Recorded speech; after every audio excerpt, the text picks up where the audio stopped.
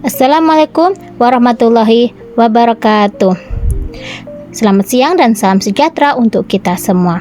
Yang terhormat Ibu Ellen Puspitaning Tias MPD selaku dosen pengampu mata kuliah IPA di SD.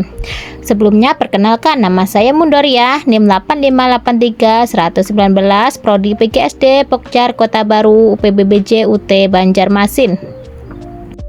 Di sini saya akan melakukan kegiatan praktikum 2, modul 7, yaitu percobaan lensa cembung dan cermin cekung.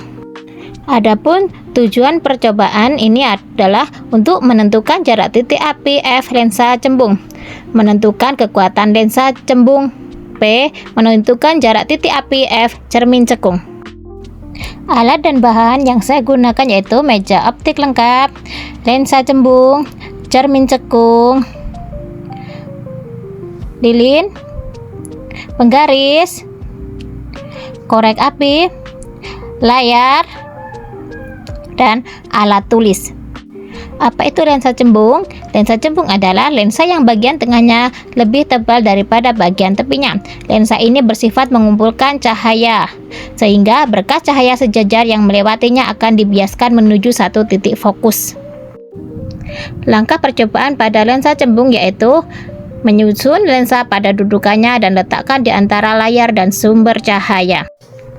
Selanjutnya, menyalakan sumber cahaya, kemudian aturlah posisi benda dan lensa agar pada layar terbentuk bayangan yang paling tajam. Selanjutnya, ukurlah jarak benda dan jarak bayangan dan ulangi percobaan beberapa kali dengan kedudukan yang berbeda. Pada percobaan pertama, saya akan menyusun jarak benda ke cermin 10 cm.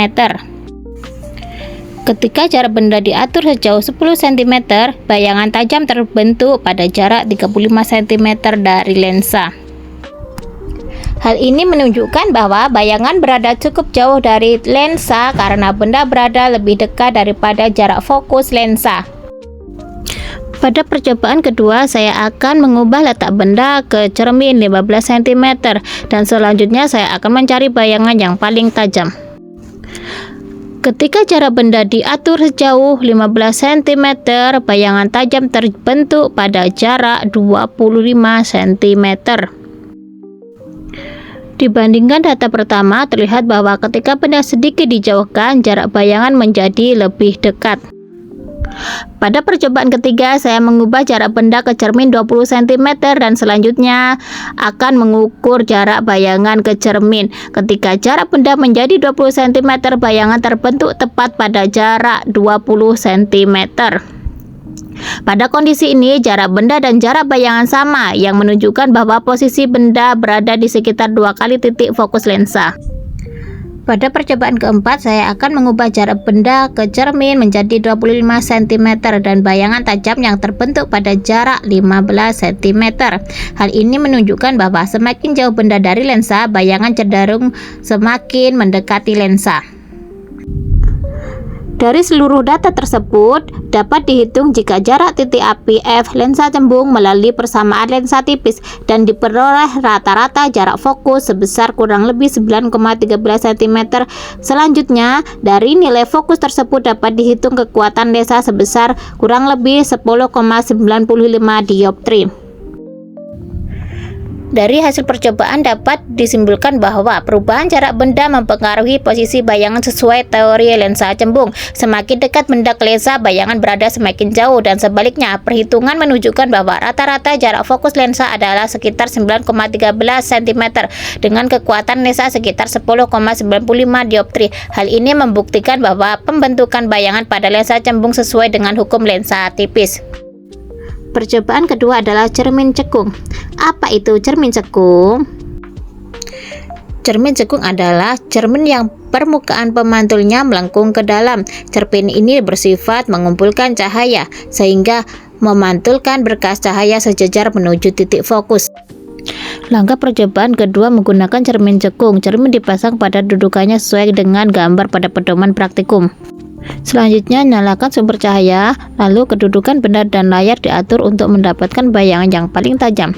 Selanjutnya, lakukan pengukuran terhadap jarak benda dan jarak bayangan. Lakukan kegiatan berkali-kali dengan mengubah jarak benda.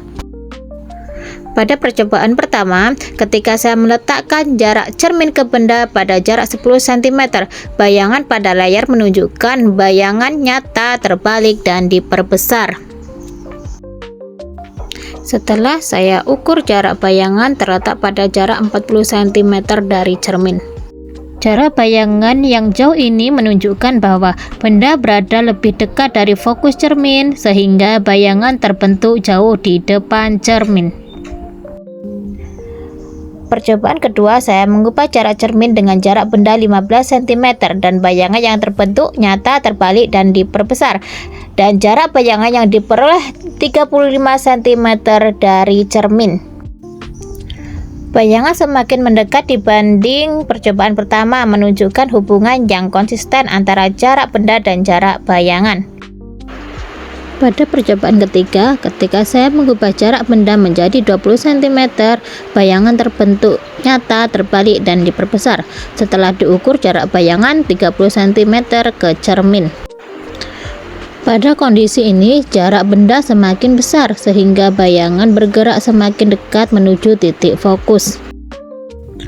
Pada percobaan keempat, jarak benda diatur kembali pada 25 cm, namun bayangan kali ini terbentuk sedikit lebih dekat, yaitu pada jarak 28 cm. Bayangan yang terbentuk nyata, terbalik, dan diperbesar, yang menunjukkan adanya sedikit perbedaan kondisi percobaan atau kejelasan bayangan. Dari seluruh data percobaan ini, kemudian dihitung nilai jarak titik api F cermin cekung menggunakan rumus cermin tipis. Hasil perhitungan menunjukkan bahwa jarak fokus rata-rata cermin cekung adalah kurang lebih 10,07 cm, yang sesuai dengan sifat cermin cekung yang dapat memfokuskan cahaya pada satu titik tertentu. Dari hasil percobaan dapat disimpulkan bahwa perubahan jarak benda memengaruhi letak bayangan pada cermin cekung. Sesuai dengan teori optik, semakin jauh benda dari cermin, bayangan yang terbentuk bergerak semakin dekat ke cermin.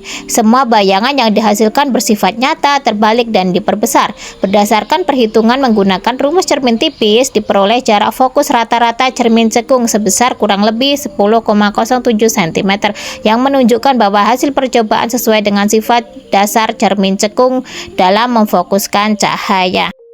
Demikian hasil percobaan yang dapat saya sampaikan. Saya akhiri. Wassalamualaikum warahmatullahi wabarakatuh.